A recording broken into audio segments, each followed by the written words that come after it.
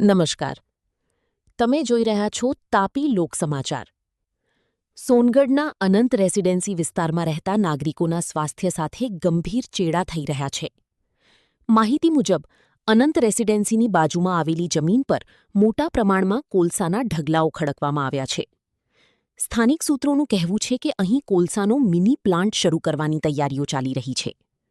રહેણાંક વિસ્તારની આટલી નજીક કોલસાનું સ્ટોરેજ અને સંભવિત પ્લાન્ટ શરૂ થવાને કારણે હવામાં ઝેરી રજકણો ફેલાઈ રહ્યા છે, જેના કારણે સ્થાનિક લોકોના સ્વાસ્થ્ય પર ગંભીર અસર થવાની ભીતિ વ્યક્ત કરવામાં આવી રહી છે.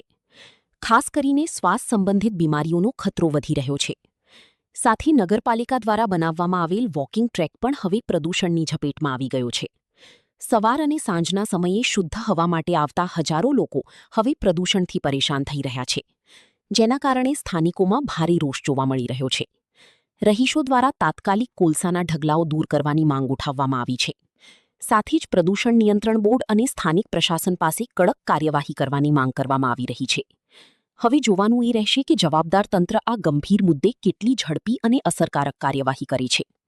Bureau report, Manish Gyanchandani, Tapi. जी, मैं आनंद अजीत शाहनी उकाई से रहता हूँ। मेरा सोनगढ़ यहाँ पे अभी घर बन रहा है अनंत रेसिडेंसी में। ये अनंत रेसिडेंसी का गेट है, सोसाइटी का ये मेन गेट यहाँ पे पीछे दिया हुआ है।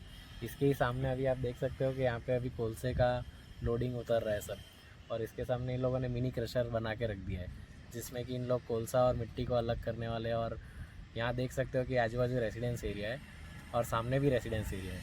तो ये जो क्रशर अगर कल उठ के कंटिन्यू हो गया और ऐसे ही कंटिन्यू वर्किंग बेस पे रहेगा, तो इसका जो डस्ट है वो सब ऑन रोड वहाँ पे पब्लिक को भी उड़ रहा है, घरों में भी जा रहा है।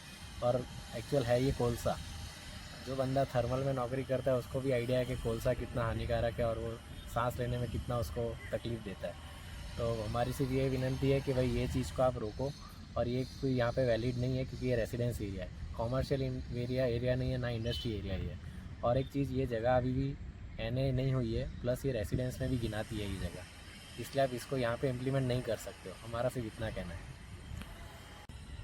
અનંત રેસિડેન્સીની બાજુમાં જે કોલસો કે માટી એ લોકો છૂટું પાડવાનો જે ઉદ્યોગ ખોલેલો છે, આ કંઈ ઇન્ડસ્ટ્રીયલ એરિયા નથી, આ તો રેસિડેન્ટલ લોકોને રહેવાસી માટેની સોસાયટી છે.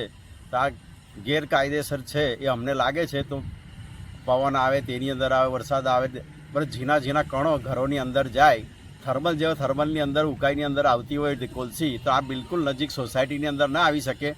એટલા માટે અમારો સખત વિરોધ છે કે આ ઉદ્યોગ અહીંયા આ જગ્યા પર નહીં જોઈએ એટલે નહીં જોઈએ.